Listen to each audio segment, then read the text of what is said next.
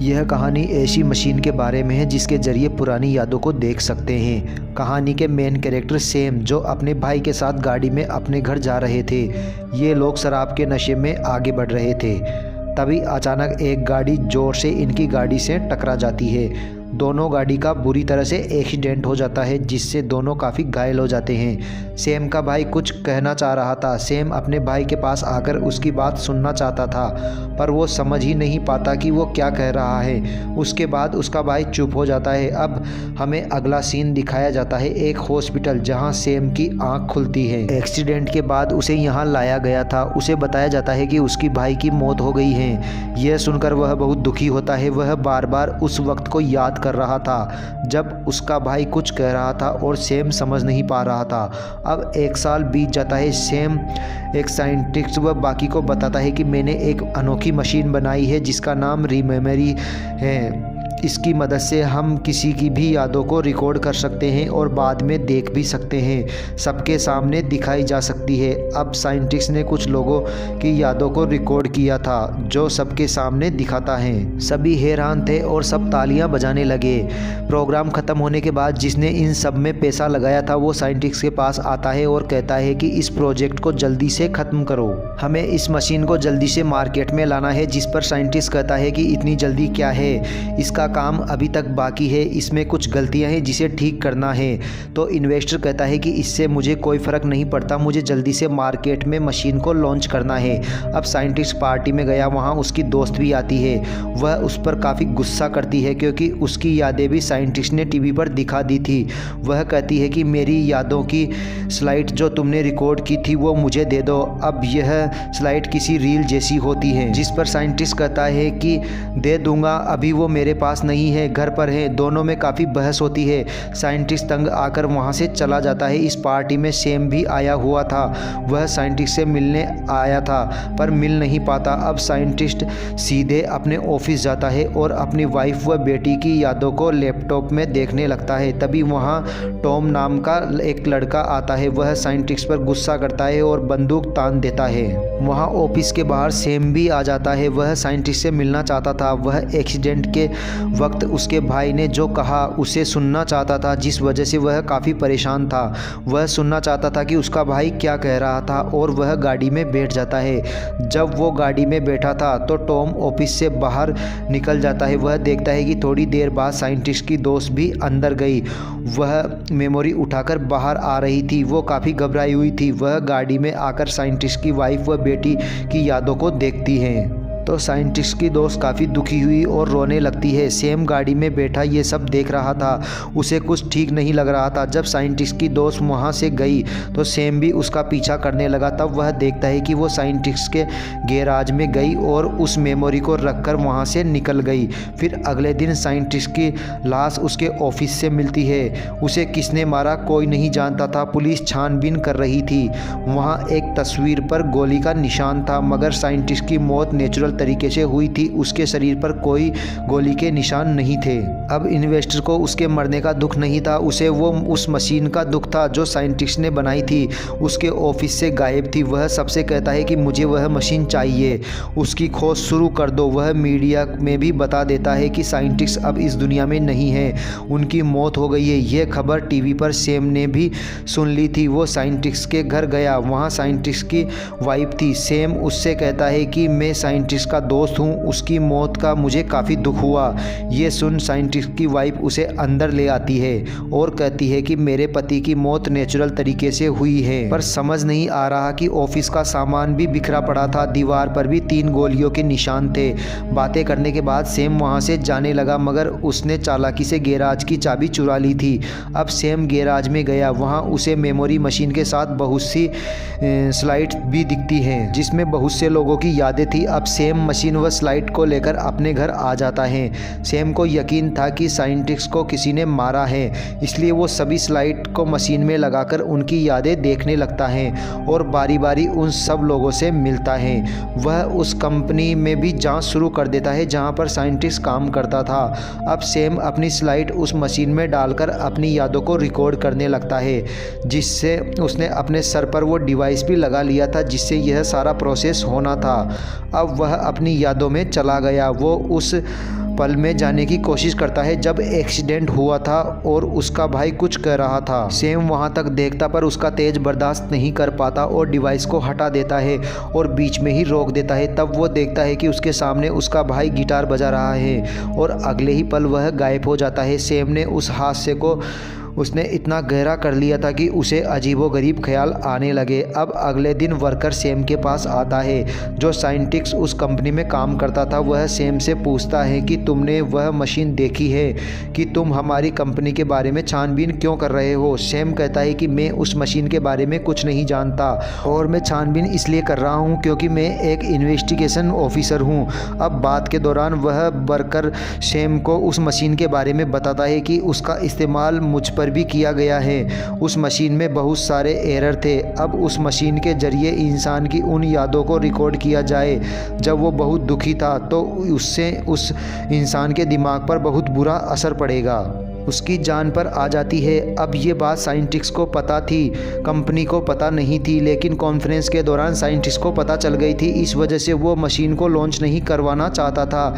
इसके बाद सैम घर आ गया और साइंटिस्ट की दोस्त की मेमोरी को देखने लगता है और अगले दिन उससे मिलने चला जाता है। वह उसे बताता है कि मुझे साइंटिस्ट की वाइफ ने केस की छानबीन के लिए चुना है। वह उससे सवाल जवाब करता है तो वह बताती है कि मैं और साइंटिस्ट एक दूसरे को पसंद करते थे।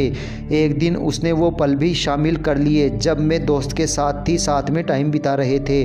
उसने वो मेमोरी सबको दिखाई कॉन्फ्रेंस में और मुझे यह बात बहुत बुरी लगी और मैं उस स्लाइड को हासिल करना चाहती थी जिसमें मेरी यादें थी। इसलिए मैं साइंटिस्ट के गैराज में गई। वहाँ बहुत सी स्लाइड पड़ी थी, मुझे अपनी भी मिल गई। जब मैं उसे लेकर जा रही थी तो स्लाइड नीचे गिरी और बिखर गई। आवाज़ की वजह से साइंटिस्ट की वाइफ वहां आने वाली थी, इसलिए मुझे वहां से निकलना पड़ा। मैंने अपने साथ मशीन भी ले ली थी। फिर अगले दिन मैं ऑफिस में गई, वहां पर साइंटिस्ट की लाश मिली थी। मैं घबरा गई और वापस मशीन को गैराज में रख दी। लेकिन जब दोबारा मैं गैराज में गई तो वहाँ ना तो मेमोरी मशीन थी ना ही स्लाइड। अब वह सैम से कहती है कि अगर तुम इस केस की इन्वेस्टिगेशन कर रहे हो तो टॉम के पास भी जाओ, क्योंकि उस रात टॉम भी गुस्से में साइंटिस्ट के ऑफिस में से निकल रहा था। अब सैम उससे जाते हुए कहता है कि अगर तुम्हें तुम्हारी स्लाइड चाहिए तो मैं लाकर दे सकता हूँ, अगर तुम केस में मेरा साथ दोगी तो। इसके बाद सैम टॉम से मिलने गया। वह टॉम से साइंटिस्ट के बारे में पूछता है। यह सुनते ही टॉम को गुस्सा आ गया, लेकिन सैम उसके ही लॉकर से गन निकालकर टॉम पर तान देता है। टॉम ये सब देखकर हैरान हो गया। वह सैम से पूछता है कि तुम्हें मेरे लॉकर का नंबर कैसे पता और गन का भी। तो सैम टॉम से कहता है कि मैंने तुम्हारी यादें देखी है जिसमें तुम इसी लॉकर से गन निकाल रहे थे, तो मुझे गन व लॉकर के नंबर पता चल गया। अब तुम्हें मुझे सब कुछ बताना होगा।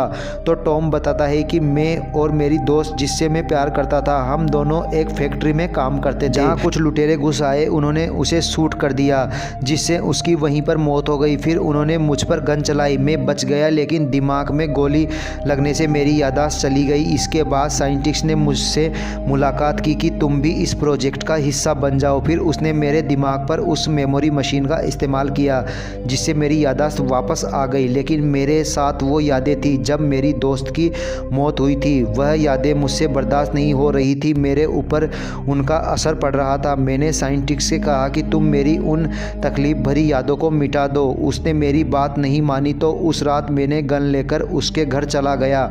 मैंने उसे काफ़ी धमकाया, डराया, पर यकीन मानो मैंने उसकी जान नहीं ली। उसकी बात कितनी सच है। सैम टॉम की मेमोरी चेक करने लगता है और जैसा टॉम ने कहा था वैसा ही, यानी टॉम ने उसे नहीं मारा जब टॉम गुस्सा करके वहां से गया था। जब साइंटिस्ट जिंदा था उसके बाद उसके पास उसकी दोस्त गई थी तो शक के दायरे में वो थी। यह टॉम बताता है कि मैं जानता था कि साइंटिस्ट का उसकी दोस्त के साथ चक्कर है, तो मैं उसे ब्लैकमेल करता था कि अगर उसने मेरी यादें नहीं मिटाई तो मैं तुम्हारे रिश्ते के बारे में तुम्हारी वाइफ को बता दूंगा। तो तभी से साइंटिस्ट ने अपनी दोस्त से रिश्ता ख़त्म कर दिया। उनके बीच कुछ ठीक नहीं चल रहा था। अब सैम सारी जानकारी लेकर साइंटिस्ट की वाइफ के पास आता है। वह उसे बताता है कि वो मेमोरी मशीन मेरे पास ही है। इतने में दरवाजे पर कोई आता है, उसकी वजह से जाकर सैम छुप गया। उसने साइंटिस्ट की वाइफ को समझा दिया था कि कोई भी हो उसे मेरे बारे में मत बताना। ये दरवाज़ा खोलने पर पता चलता है कि इन्वेस्टर है जो मशीन के बारे में बात करने आया है, क्योंकि उसे पता चल गया है कि मशीन सैम के पास है। वह हम इंसान से मिल रहा है जिसकी स्लाइड कंपनी ने बनाई थी। अगर तुम्हें सैम नाम के आदमी का पता चले तो बताना, उसी ने तुम्हारे पति को मारा है और मशीन को चुराया है। अब यहाँ साइंटिस्ट की वाइफ उसे सैम के बारे में नहीं बताती, क्योंकि सैम ने अपना और नाम बताकर रखा था। अब उसके जाने के बाद सैम निकलकर बाहर आया और उसे सब बताता है कि मैं ही सैम हूँ, लेकिन मैंने तुम्हारे पति को नहीं मारा, मैं तो उस केस की इन्वेस्टिगेशन कर रहा हूँ। मुझे लगता है कि साइंटिस्ट की दोस्त ने ही उसे मारा है, क्योंकि झूठ बोलकर टॉम को फंसाने की कोशिश कर रही है। अब मैं साइंटिस्ट की दोस्त को सज़ा दिलवाना चाहता हूँ, इसलिए मुझे तुम्हारी मदद चाहिए। तो वह सैम की मदद करने को तैयार हो गई अपनी मेमोरी दिखाने के लिए। वह कहता है कि मुझे साइंटिस्ट की सभी यादों के बारे में जानना है। वह अक्सर तुम्हारे व अपनी बेटी के बारे में बात करता था जो इस दुनिया में नहीं है। अब साइंटिस्ट की वाइफ उस डिवाइस को लगाकर बेटी की मेमोरी में जाकर उसे रिकॉर्ड करने लगती है। अगले दिन सैम साइंटिस्ट की दोस्त को एक जगह बुलाता है और कहता है कि अपनी मेमोरी स्लाइड आकर ले जाओ। जब अगले दिन साइंटिस्ट की दोस्त वहां पहुंची तो वहां उसके सामने सैम नहीं, साइंटिस्ट की वाइफ थी। वह कहती है कि अगर तुम अपनी स्लाइड लेना चाहती हो तो हमें उस रात की तुम्हारी मेमोरी दिखानी होगी जिस रात मेरे हस्बैंड की मौत हुई थी। तो वह कहती है कि मैं जानती हूँ तुम्हें मुझ पर शक है, पर मेरा यकीन करो, मैंने साइंटिस्ट को नहीं मारा। तो उसकी वाइफ कहती है कि हम यकीन तब कर सकते हैं जब उस रात की मेमोरी देखेंगे। तो वह राजी हो जाती है। अब ये उसकी मेमोरी में उस रात का सीन देखने लगते हैं। जब साइंटिस्ट की दोस्त वहाँ जा रही थी तो टॉम बाहर निकल रहा था। जब तक वो अंदर गई साइंटिस्ट की मौत हो गई थी। अब साइंटिस्ट की वाइफ व सैम को यकीन हो गया था कि इसने साइंटिस्ट को नहीं मारा, इसलिए वह उसे उसकी स्लाइड दे देते हैं। अपनी स्लाइड पाकर साइंटिस्ट की दोस्त खुश हो जाती है। अब उसकी वाइफ को वह एक स्लाइड देती है जो खुद साइंटिस्ट की ही थी। उसने तब रिकॉर्ड की थी जब वह मरने वाला था, जिसमें साइंटिस्ट की बेटी की यादें थी। अब सैम फैसला करता है कि आज मैं एक्सीडेंट की यादों को रिकॉर्ड करूंगा। अब सैम डिवाइस लगाकर उस वक्त की सारी मेमोरी रिकॉर्ड कर लेता है। वहाँ उसे पता चला कि मरने से पहले मेरा भाई मुझसे कुछ कह नहीं रहा था, वो तो उस गाने को गुनगुना रहा था जो सफ़र के दौरान हम लोग गा रहे थे। ये देख सैम मायूस हुआ, पर अब वो आगे की मेमोरी देखता है। उनसे जो दूसरी गाड़ी आके टकराई थी वो साइंटिस्ट की गाड़ी थी जिसमें उसकी पूरी फैमिली बैठी थी। अब साइंटिस्ट व उसकी वाइफ तो बच गई, पर उसकी बेटी मारी गई थी। ये देख सैम काफ़ी दुखी हो जाता है। अब सैम अगले दिन मशीन लेकर साइंटिस्ट की वाइफ के पास आ जाता है। वो दोनों साइंटिस्ट की आखिरी पलों की मेमोरी देखने लगते हैं जो साइंटिस्ट की दोस्त ने दी थी। वो देखते हैं कि साइंटिस्ट अपनी बेटी को बहुत याद करता था, इसलिए उसने ये मेमोरी मशीन बनाई थी ताकि वह उन यादों को हमेशा अपने पास रख सके। इसलिए उस दिन टॉम के जाने के बाद वह अपनी बेटी को याद कर रहा था। तो वह उन बुरी यादों को मिटाने लगता है तो उसका दिमाग काम करना बंद कर देता है और ऐसे उसकी मौत हो जाती है। तो यहाँ साइंटिस्ट की मौत की वजह क्या थी ये उन्हें पता चला। अब साइंटिस्ट की वाइफ सैम का धन्यवाद करती है कि तुमने इस केस में इतनी मेहनत की। तो सैम उदास होकर उससे कहता है कि मुझे माफ़ कर देना, जाने अनजाने में मुझसे बहुत बड़ी गलती हो गई। वह उसे एक्सीडेंट की बात बताना चाहता था। तो वह उसे अपनी स्लाइड देता है जिससे उन्हें पता चल जाएगा कि एक्सीडेंट उनकी गाड़ी से हुआ था। वह उनके मुंह से भी यह बात बता देता है। तो साइंटिस्ट की वाइफ कहती है कि अब इन बातों से मुझे कोई फ़र्क नहीं पड़ता, मैं इतना जानती हूँ कि तुमने मेरी मदद की। पर सैम बिना कुछ कहे वहाँ से चला जाता है। उसके जाने के बाद वह सैम की स्लाइड व साइंटिस्ट की स्लाइड को बोतल में डालकर समुद्र में फेंक देती है। वहाँ पानी में उसे अपनी बेटी दिखाई देती है जिसे देखकर वह खुश हो जाती है। सैम व साइंटिस्ट की वाइफ ने फैसला कर लिया कि अब वह नई शुरुआत करेंगे और इसी के साथ यह मूवी यहीं ख़त्म हो जाती है। दोस्तों यह मूवी आपको कैसी लगी? अगर वीडियो पसंद आई हो तो चैनल को सब्सक्राइब कर दीजिए और वीडियो को लाइक कर दीजिए। मिलते हैं अगली मूवी के साथ, तब तक बने रहिए हमारे साथ।